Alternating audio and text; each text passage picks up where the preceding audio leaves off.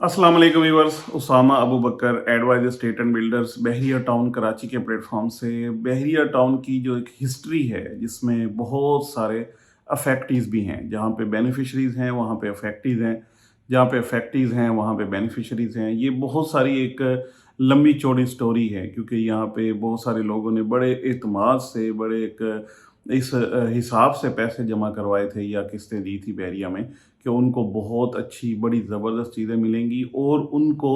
एक अच्छी इन्वेस्टमेंट के अगेंस्ट बड़ी अच्छी आरओआई भी मिलेगी, और अगर वो घर बनाना चाहेंगे तो उन्हें ऑन ग्राउंड प्लॉट्स भी मिलेंगे।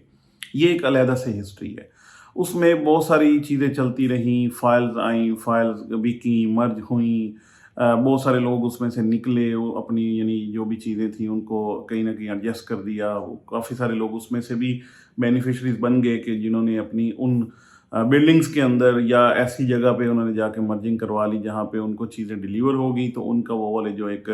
ग्रीवियंस थी, तो वो चीज़ें थी वो सारी कवर हो गई।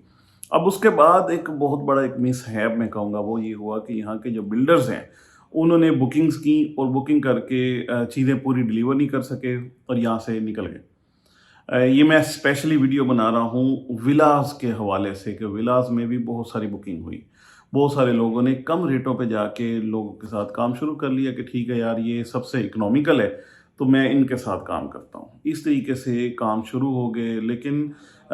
इसमें हमने बहुत सारे केस देखे हैं, बहुत सारी पंचायतें ऐसी देखी हैं जिसमें लोगों ने पेमेंट की हुई है, लेकिन वो फँस गए हैं। अगर अपने जो एग्रीमेंट से ज़्यादा पेमेंट की है, जो भी पेमेंट के यानी स्टेजेस के हिसाब से चीज़ें बनी थी, उससे ज़्यादा एक्सीड कर लिया पेमेंट देने में, और अब आज वो देख नहीं रहे, समझ नहीं आ रही उनको कि क्या करें। इसलिए बहुत सारे यहाँ पे ऐसे प्रोजेक्ट्स हैं विला के स्पेशली जो रुके हुए हैं, जिनमें अब काम नहीं हो रहा। उसमें 2 रीज़न्स हैं। एक ये है कि जो ओनर है वो बेचारा, बाकी जो दूसरे बिल्डर्स हैं उनसे जब बात करता है तो ज़ाहिर बात है कि वो वाली चीज़ें जो आज से 2.5 साल 2 साल पहले या 3 साल पहले जाके एग्रीमेंट जिन चीज़ों पे हुआ था, आज इन्फ्लेशन रेट तो आपको पता है काफ़ी ऊपर चला गया है, तो चीज़ें तो एस्केलेट हो चुकी हैं। एंड सेकेंडली वो चाहते हैं कि उसी रेट पे जाके चीज़ें बने, और वो वाले बिल्डर्स जिनसे उन्होंने बुकिंग करवाई थी, अक्सरियत तो वैसे ही गायब हो चुकी है, यहाँ पे नज़र ही नहीं आ रहे। ये एक बहुत बड़ा इस वक्त यहाँ पे इशू भी चल रहा है और लोग बहुत बुरे तरीके से फंसे भी हुए हैं।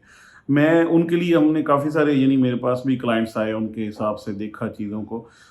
कुछ ऐसे प्रोजेक्ट्स हैं जिन पे हम काम कर रहे हैं जो कि पहले से किसी ने छोड़ दिए, इनकम्प्लीट छोड़ दिए, या जैसे भी सेटलमेंट हुई हमने उनको लेके आगे की तरफ मूव कर रहे हैं और उनको कंप्लीशन की तरफ लेके जा रहे हैं। तो यही एक सादा सा फाइनल सोल्यूशन रह जाता है कि कम से कम अपना जो लॉस आपका हो गया, ये जो भी हो गया, वो तो अपनी जगह पे चलता रहेगा सिलसिला,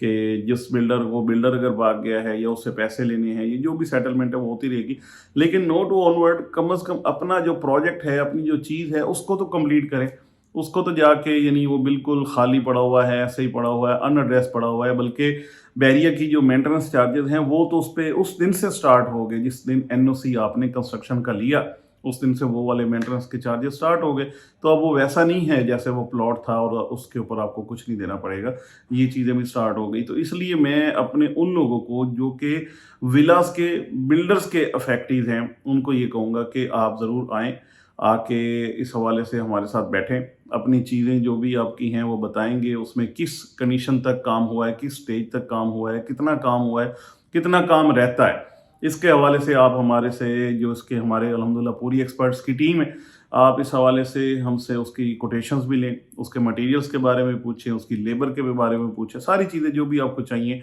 वो देख के उसके बाद उसको आगे की तरफ मूव करें। उसमें भी वही बात कि स्टेजेस बना के कि ये स्टेज पे इतने पैसे क्लियर हो गए, इस स्टेज पे इतने पैसे क्लियर हो गए, ताकि दोबारा से आपके साथ कोई साइंस ना हो, कोई धोखा ना हो, कोई परेशानी ना बने, और आपकी चीज़ आपके मुताबिक जैसी आप चाहते हैं वैसी डिलीवर भी हो जाए। तो ये एक बड़ा ज़रूरी मैसेज था जो आपको देना था, क्योंकि यहाँ पे हमारे पास काफ़ी सारे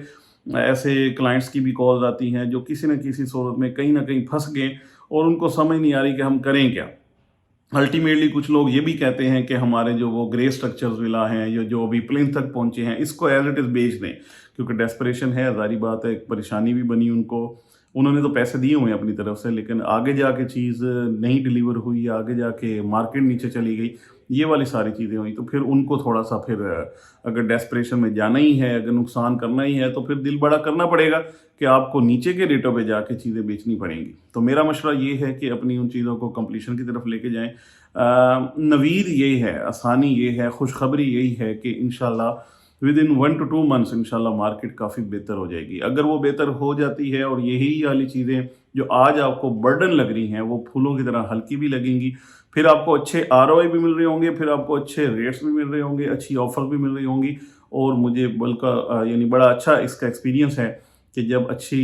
ऑफ़र्स आती हैं, तो फिर जो सेलर्स होते हैं, वो कहते हैं नहीं, थोड़ा और वेट करते हैं और बेहतर हो जाएँगी। बहरहाल अल्लाह करे ये काम दोबारा से स्टार्ट हो, लोग दोबारा से खिलखिलाएँ, खुश हों, हँसें और लोगों को बड़े बेनिफिट्स हों, बहुत अच्छी मार्केट बने और लोगों का जो एक एतमाद टूटा है, वो एतमाद बहाल हो, लोग एक दूसरे के साथ दोबारा ट्रस्ट करें और लेके आगे चलें। आखिरी बात ये करूँगा कि बहरिया में इस वक़्त जो लोग काम कर रहे हैं, अल्हम्दुलिल्लाह हम बैठे हुए हैं यहाँ पे, तो हमने देखा जितने भी ये थे जिनको हम फसली बटेरे कहते हैं, ये वाले लोग जा चुके हैं, यहाँ पे नहीं है। इस वक़्त जो बैरिया में बैठे हुए हैं वो बड़े मज़बूत लोग और इस हवाले से या इस क्या कहते हैं, इस कॉन्सेप्ट पे बैठे हुए हैं कि हम बैठे हैं, आखिरी दिन तक बैठे हैं, ठीक है ना? तो इसलिए यानी जो अब यहाँ पे लोग मौजूद हैं, मेरा नहीं ख़्याल कि वो आपको कहीं पे ना कभी मेरे ख़्याल में धोखा दिया होगा, ना इंशाल्लाह आगे कुछ इस तरीके से देंगे।